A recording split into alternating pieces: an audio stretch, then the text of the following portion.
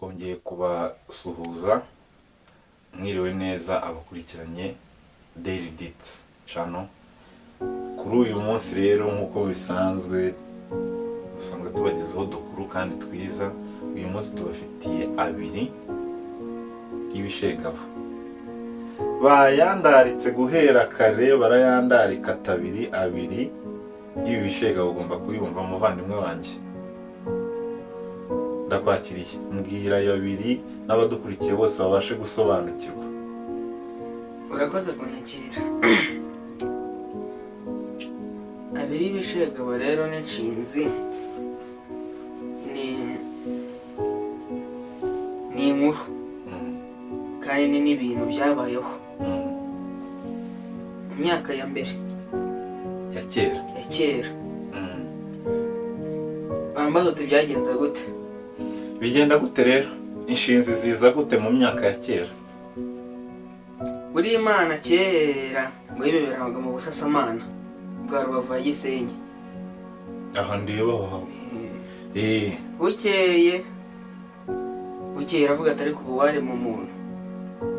Yibera mu busasamana bwa Rubavu ya Gisenyi. Ruguraho. Iti warema abantu. Irema abantu. Ariko iremamo abakire, iremamo n'abakene. Ubwo mu bakene hakabamo umugabo witwa Magirirane, afite umwana witwa Gashyende. Magirirane rero reka afata Gashyende bajya gusenya mu ishyamba.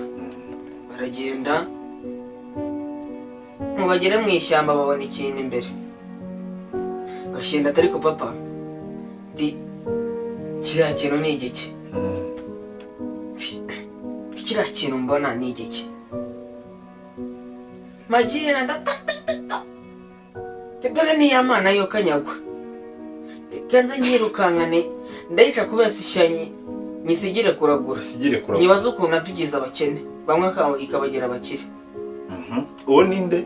Uwari Magirirane. Magirirane arirukanse. Ubwo ni se wa Gashyende. Se wa Gashyende. Yirukankanye Imana, yirukanka avuga ati rubanda rw'abakene namwe bakire muze. Dore ya mana yatuzengereje, yadusumbanishije. Muze tuyibaze impamvu yadusumbanishije. Muze tuyishake. Muze tuyirukankane tuyifate iratubona. Haba abakire, haba abakene. Bose baraza birukankanye Imana.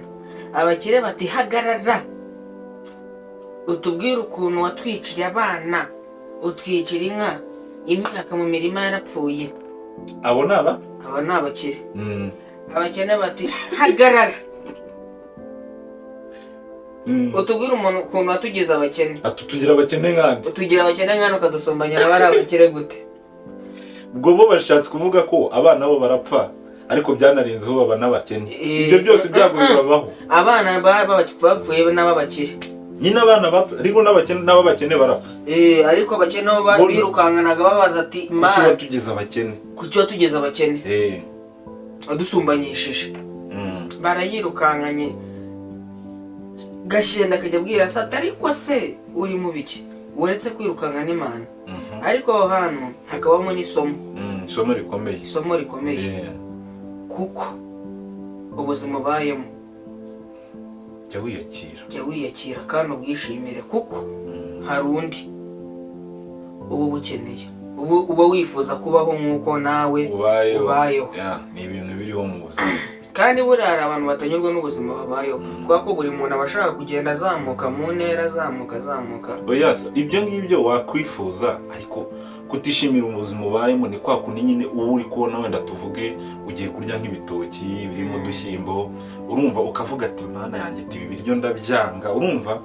Kandi hari undi muntu wabuze n'icyo gitoki, wabuze n'icyo, ahubwo wowe nyine ntabwo wishimiye aho uri. Kandi n'ishimwe rikomeye. Ariko harimo n'akandi kantu, kubaha Imana. Aho uva ukagera jya wubaha Imana. Nuko abagore na Gashyende, abagore babwira abagabo bati mbabwo mwaretse kwirukankana Imana, mwayeretse ko uko tubayeho kuduhagije. Abagabo bati oya, turayica. Abagore ati kandi muri mu biki, bakirengagiza ko nta muntu wafata Imana. Imana irirukanka irabanikira ngo buke, Imana irarakara. Tuvuga tubumbe tutunyagwa twanyirukankanye, turanyirukana utuntu niremeye. Ibyabaye nka bya bindi byabaye ku bwa Nowa. Imana yatsembye abagabo mu gihugu. Nibyo kwa Nowa se byarabaye nkuru. Kwa Nowa se ntago wibuka abantu bakora ibyaha Imana ikavuga ati ngiye kurimbura isi, yarangiza ikabwira Nowa ati ubaka inkuge igashyiramo, Nowa akavuga ati uzashyiramo inyamaswa gusa ukinge, Imana igateza umwuzure. Abantu bose barapfuye, ntabwo hapfuye abagabo gusa. Ariko aho ngaho abantu bose barapfuye, urumva ko nyine n'ubundi bose bari barakoze ibyaha. Urumva? Ariko kuri ubwo ngubwo hapfuye abagabo kuko nabwo nibo bari bakoze icyaha cyo kwirukankana Imana. Reka tureka kuzana iby'imyizerere kuko hari n'abandi buriya bumva yuko Bibiliya ari ikibeshyo. Buri wese nuko yizera. Buri muntu nuko yizera. Mbo Imana bukeye ati ngiye gutsemba abagabo mu gihugu.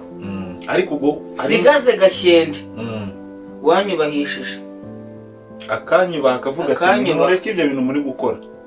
Ako Gashyende agomba kuba yaritondaga. Gashyende ariko uretse uraza kumva inkuru ye. Ntabwo arega kwitonda bigomba kugira, uretse uraza kumva inkuru ye. Gashyende Imana bukeye yica abagabo mu gihugu. Abagabo bose irabamara, hasigara Gashyende wenyine mu gihugu kuko yubashye Imana. Nuko Imana iragira Gashyende abona asigaye mu gihugu wenyine.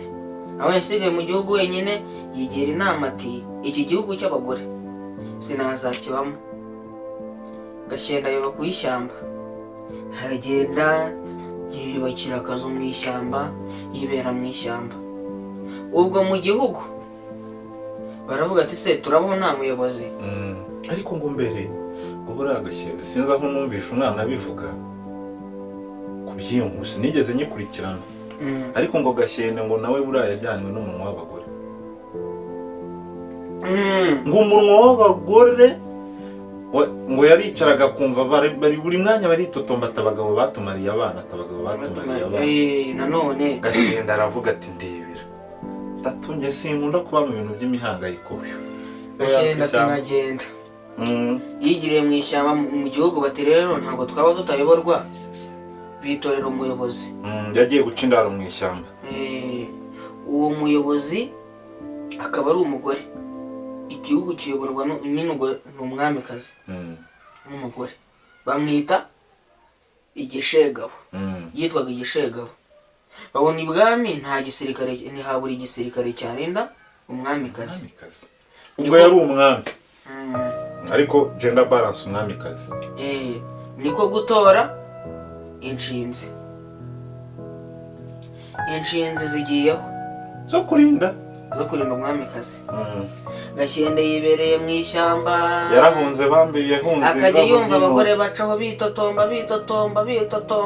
Ariko ngo Igishegabo kikimara kugera ku buyobozi n'inshinzi zacyo ngo barakubitaga, ntawavugaga. Ngo harya babyita gukubita zasyaga zitanzitse. Gusya utanzitse ubwo sibyo bivuze iki? Gusya utanzitse ni gukora. Baraza kubisobanura neza. Ntabyo nshoboye nanjye ndi kubyumva. Gusya utanzitse ubwo kwanzika mu gutanya, no gusya mu kugira. Rero byanga bikunda hari akantu gakorwa mbere yuko basya. Abadukurikiranye baraza kutubwira. Oya, abantu bakuru, hari abantu bakuru baba babizi, tubwira uwo mugani neza muri comment. Abantu bakuru baraza kutubwira. Nuko Gashyende akajya aca bati nako abagore bacaho batariko inshinzi ziri hariya n'Ibishegabo. Gusa n'umwana buriya wabimenya. Nawe ntabwo tuba dufite ubumenyi bungana. Hari igihe umuntu aba afite ubumenyi runaka yaza kutubwira uwo wese. Urumva? Nuko abagore bakajya baca mu ishyamba aho Gashyende yaciye indaro. atari ko inshinzi ziri hariya ziratumara bitotomba abagore wa munwa wabo ntugushira buriya ngo ushaka kumenyekana mu gihugu ntabwo turi gutukana uriya n'imimerere y'umugore ariko n'umwimerere ahava akagera ushaka kumenyekana mu gihugu ukaba icyamamare ati n'amagambo yawe ukaba icyamamare uriya ngo uzambura amafaranga mu kibina cy'abagore azagira usize ngo akagabo ngo hari akagabo ngo bita akagabo kitwa ngo karatwambuye ntiyabika ibanga nuko ikomereza Gashende akajya akabumva ariko akavuga ati bari abagore sinajya kubareba ari benshi mugani bambonye ariko ntazo undi umwe wenyine Gashende ati kangenda ari kuriya we mubaza amakuru aragenda umugore akibona ati ndi kwa mugabo ati ndabonekewe cyangwa ese muri igihugu habamo abagabo numvaga abagabo barashize Gashende ati ndahari ati genda ati se amakuru ndi kumva mu gihugu ngo bimeze bite inshinzi ngo ibishegabo ngo bimeze bite urumva umugore ati byaba byiza tubonye aho twicara nkakubwira Gashende ati mfite indaro hariya hirya ndivuye mbikwereke none tugende wicare unaruhuke ati turavuganiraga ku nzira aje tukagenda tukicara ukananywa amazi umugore nawe rero yabaye nk'uwasoro wabyukaga uravuga ariruka niwe wagezeyo mbere wagira ngo yarahaza ahubwo ahaba umugore wigeze kugira nuko komeza abana nceceke baragiye baricaye umugore ariko akajya atangira akiyenyegeza Gashende yahise abanza aramushyenda n'ibyo wambwira se wabimbwira neza n'iki kibazo ufite gute nakubwira amagambo wayumva arabanza reka manze muzibure aramuzibura aramushyenda Gashende nawe ntavugirwamo iyo nkuru ngo bivuze guhera saa 3 za mu gitondo ngo kugeza saa 4 z'ijoro akimubwira inkuru birangije umugore atariko buriya iwanjye haba ibanga rikomeye nta muntu ujya uhagera buriya waza tukibanira iwacu ati se buri ubu ngubu imvura iguye hano bigenda gute se ntabwo ikinyabwoya kigutera se ubu nta nzoka se uburara ku byatsi ku misambi ukabibasha mu rugo hariyo matora ariko ubwo umugore icyo yashakaga nawe niyo mpamvu mbwira abasore nimutitonda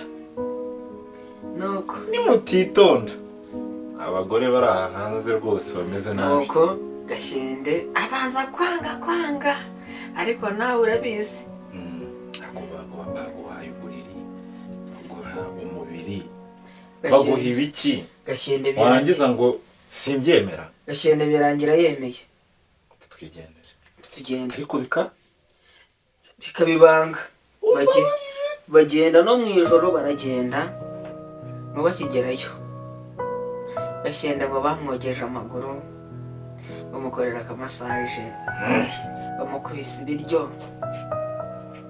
araryamye arongera asubiye mu kazi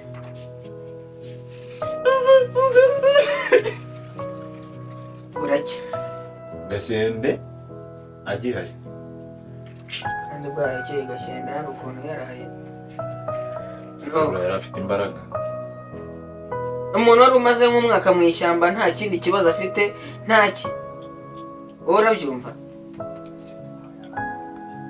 yarakumbuye nyine nuko ariko ngo umugore mu gitondo ngo yabyukanye akanyamuneza muri karitsiye ahaciye akisetsa abantu bimereye uko bahorana agaseko mu maso biterwa n'ikimusekesheje nyine tuza ahaciye hose agaseko ku maso ahaciye hose aseka ariko se runaka ko twajyaga duca ari ku ryinyo noneho byagenze gute ibyishimo birahenda nuko narabibabwiye aragiye arasetse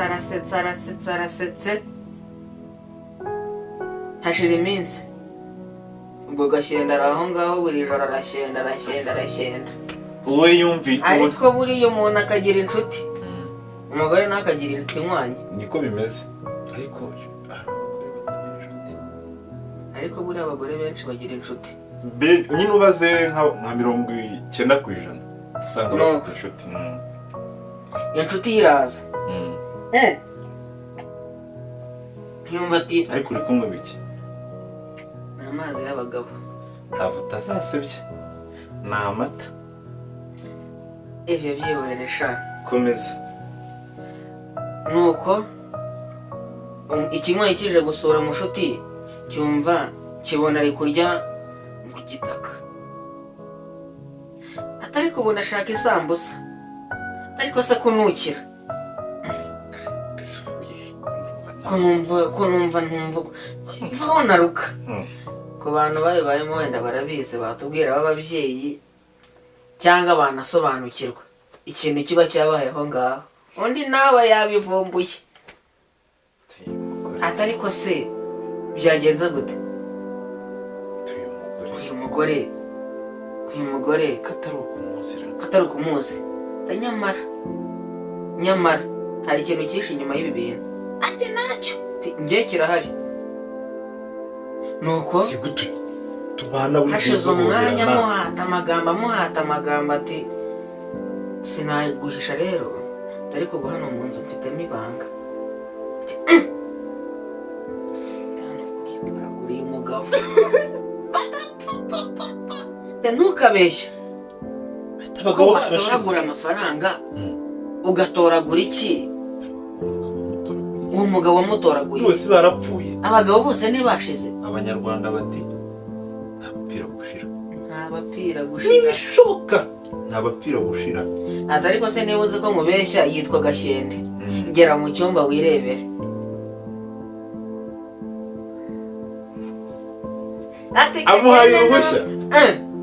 amuhaye uruhushya umugore arinjira ati Gashyende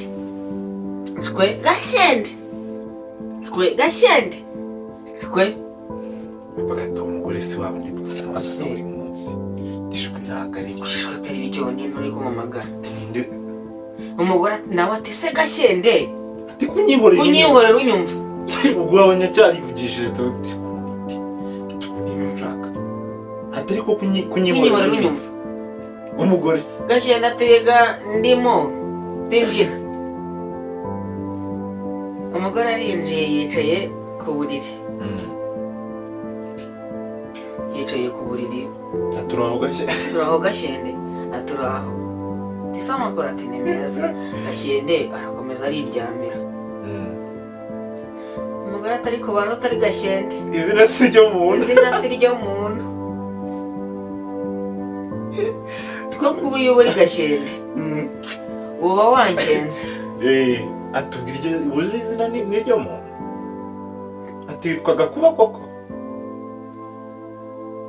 maze Gashyende ati nkagushyenda aba aramwatatse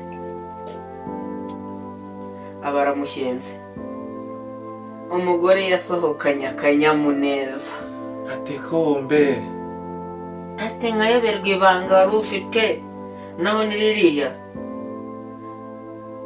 ati yewe ati bayi ati ndagiye undi nawe ati igenda atari ko buriya ujye winyuzamo gake uze unyuzamo itunsi uze ngufungurire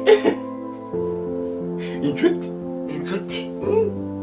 ujye uze ngufungurire yarasoza turakoze kumfungurira turakoze nari meze nabi undi ati ujye uze ngufungurire nakwimiki nuko undi nawe aragenda abibwira abandi gake bakajya baza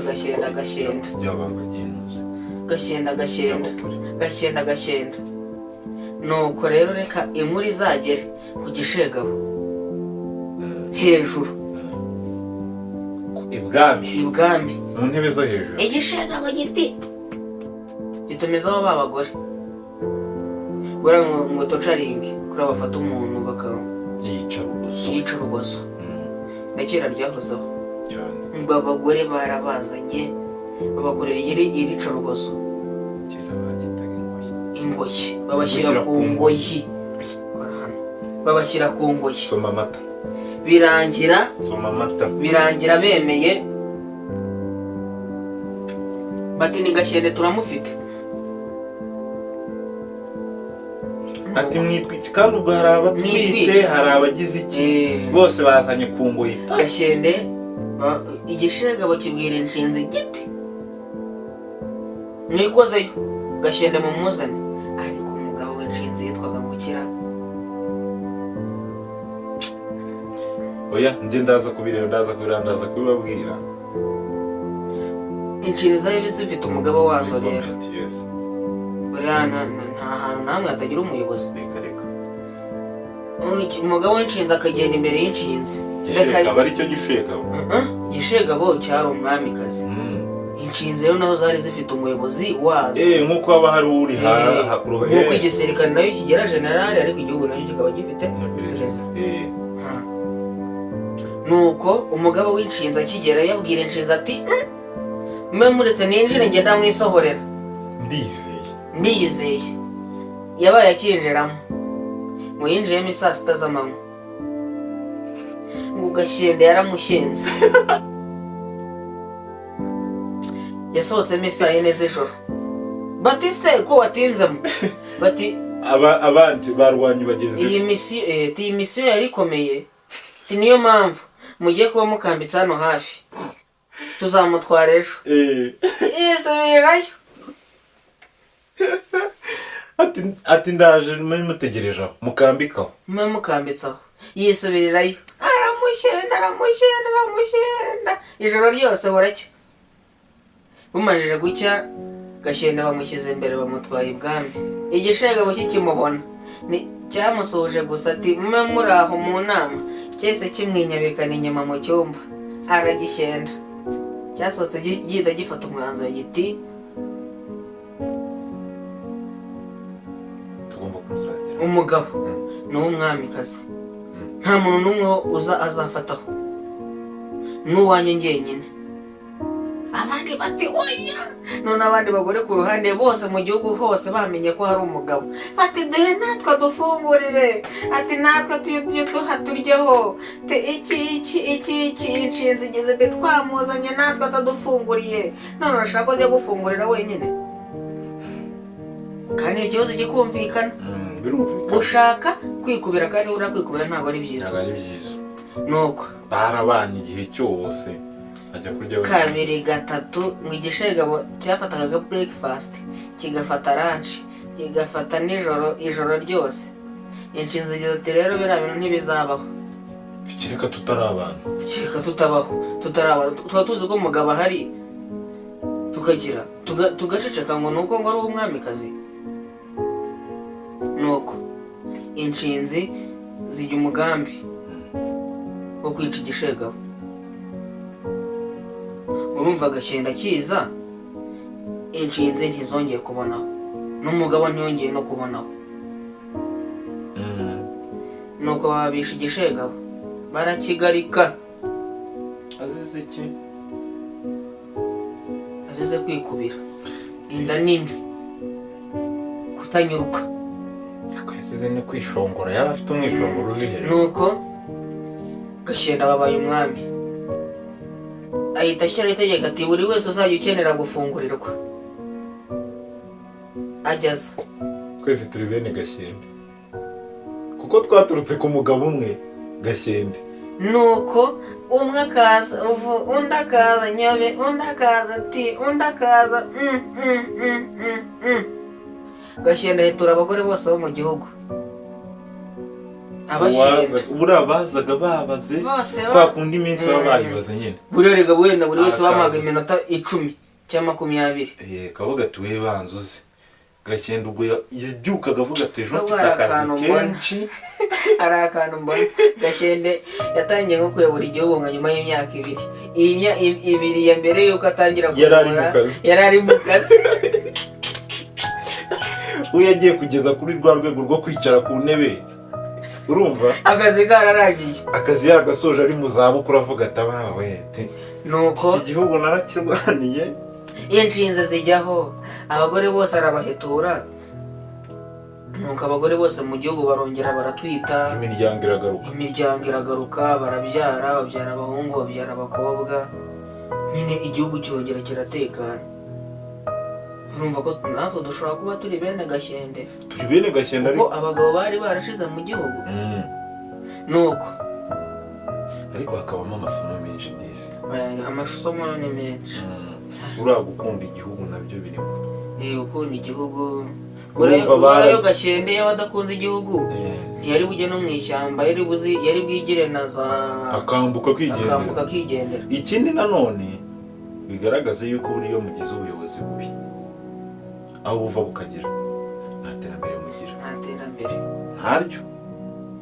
So byari ibyo rero, iyo nkuru yawe ariko yari itangaje kandi yari iryoshye. dushimira buri wese wadukurikiye hano kuri Daily Deeds channel. wibuke gukora share, like, comment, tubwire ukuntu byari bimeze, kandi ufite n'ibindi wadusangiza twazabagezaho ubushize watubwira nta kibazo. n'akantu ka subscribe utazakibagirwa, kukazogera kugira ngo ujye uhora ubona ibiganiro byacu. cyane mwakoze cyane kubana natwe, nawe ubutaha.